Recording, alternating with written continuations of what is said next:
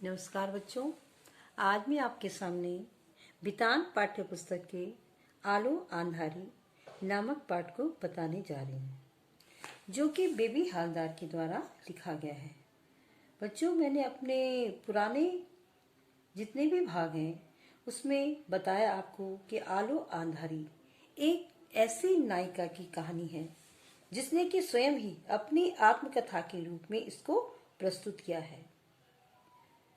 अपने पति के अत्याचारों से आहत होकर वह अपने 3 बच्चों के साथ पति का घर छोड़ करके अकेले रहने दूसरे शहर आ जाती है और वहां आने पर लेखिका को पारिवारिक चिंताएं सताती हैं कि किस तरह से अपने परिवार का पालन पोषण करेगी।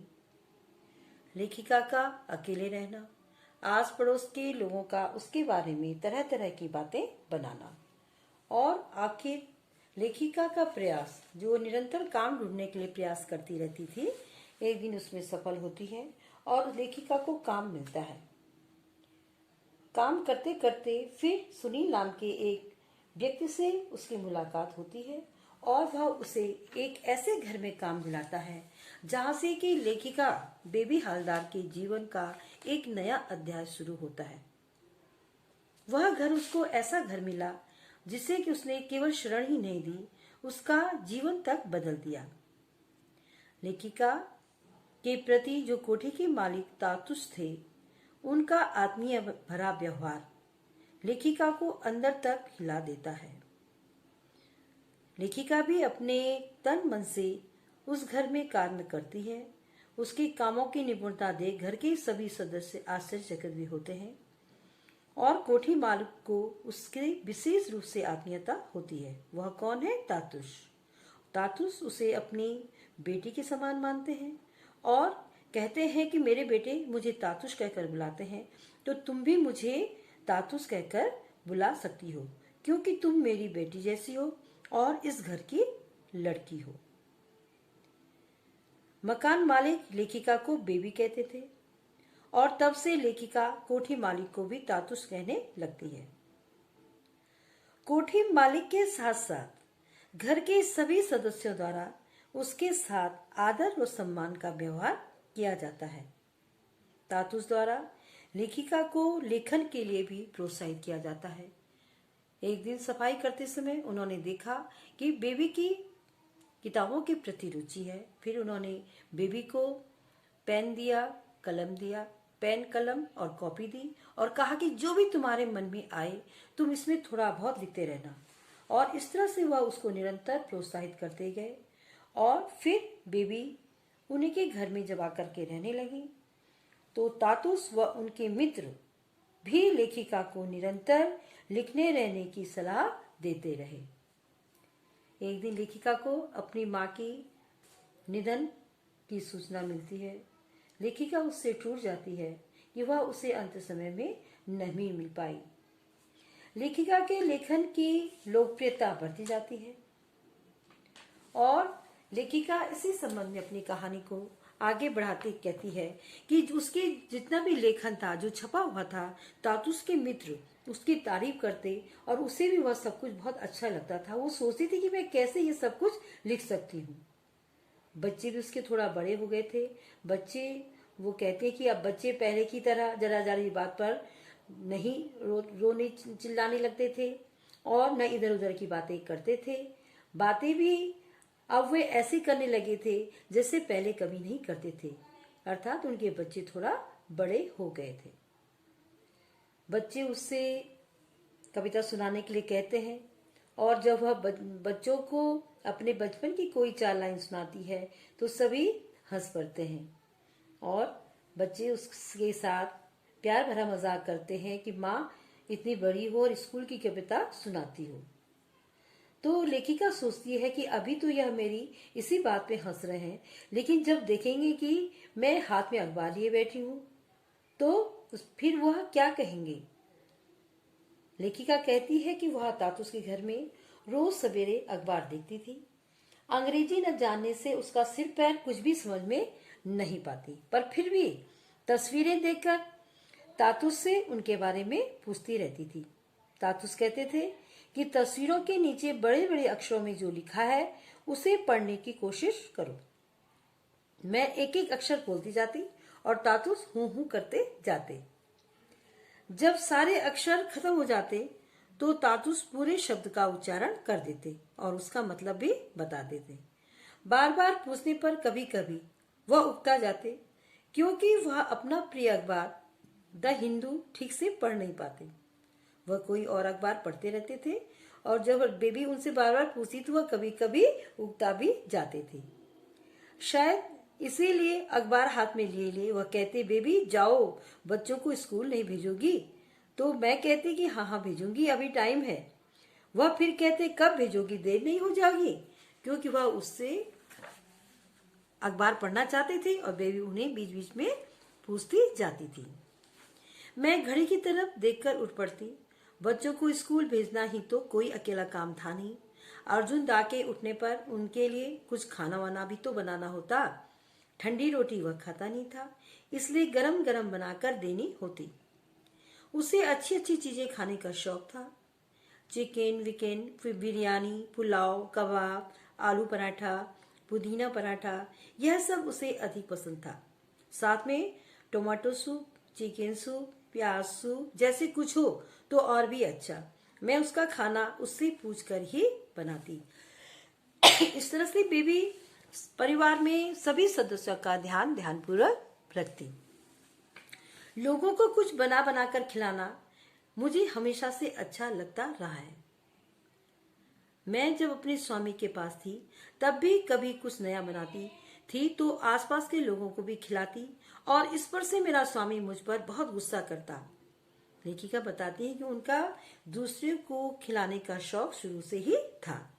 लोगों को किताबें देखकर तरह तरह की चीजें बनाकर खिलाना मुझे जितना अच्छा लगता उतना ही अच्छा अब उपन्यास, कहानी, कविता पढ़ना और अखबार देखना लगने लगा था।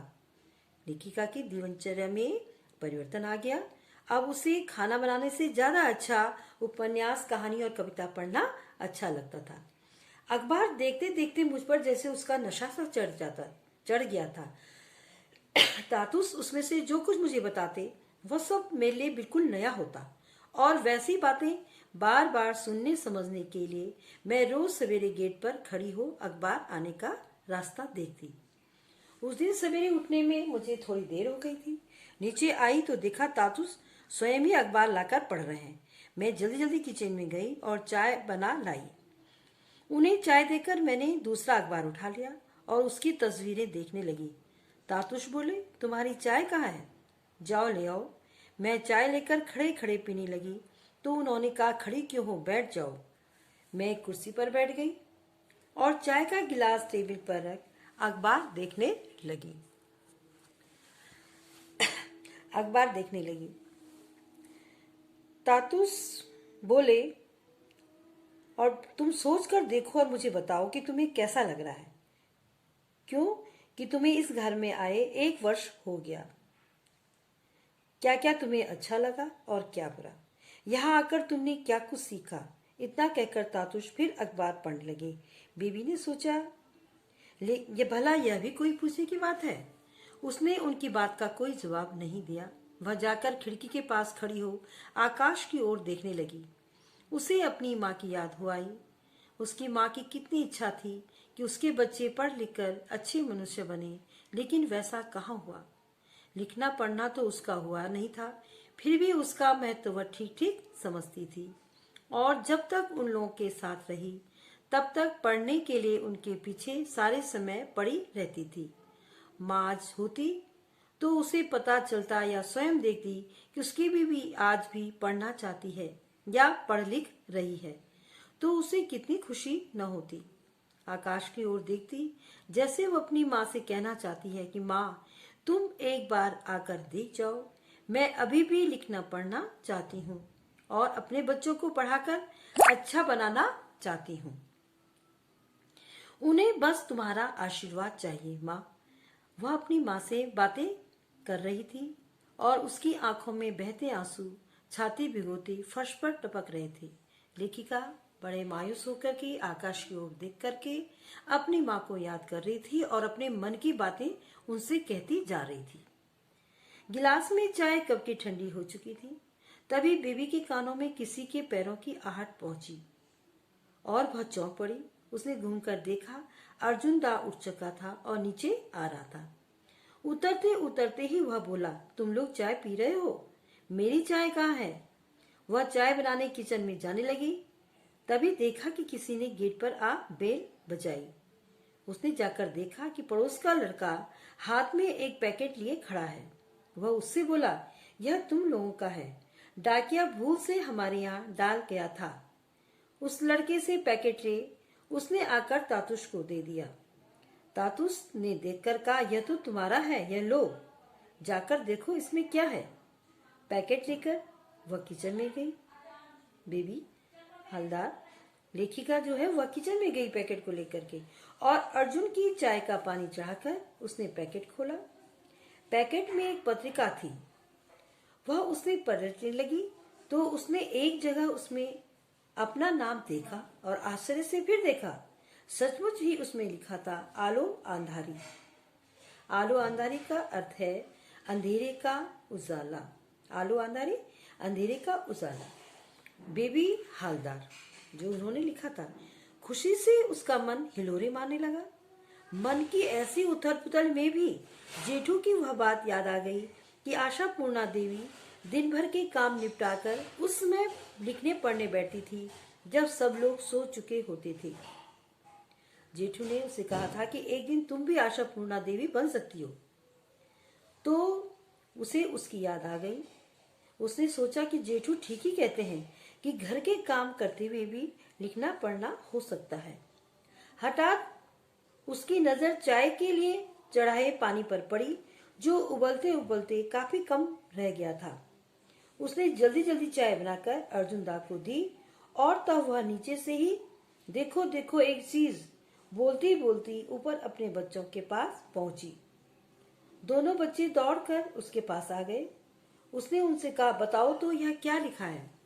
उसकी लड़की ने एक एक कर सभी अक्षर पढ़े और बोली, बेबी हालदार, माँ तुम्हारा नाम किताब में। दोनों बच्चे हंसने लगे और उन्हें हंसता देख उसका मन खुशी से और भी भर गया।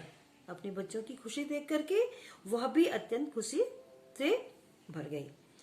उसने प्यार से उन्हें अपने पास खींच लिया और उन्हें प्यार करते करते हठात जैसे उसे अचानक कुछ याद आ पड़ा, वह बच्चों से छोड़ो छोड़ो छोड़ो मैं अभी आती हूँ कहकर उठ खड़ी हुई। नीचे आते आते उसने सोचा, वह कितनी बुद्धू है। पत्रिका में अपना नाम देख सभी कुछ भूल गई। जल्दी जल्दी सीढ़ियां उतरकर वह तातुश के पास आई और उनके पैर छू प्रणाम किया और उन्होंने उसके सिर पर हाथ रख आशीर्वाद दिया। बच्चों, और क्योंकि उसकी कहानी आज छप करके पूरी हो चुकी थी और किताब उसके हाथ में थी।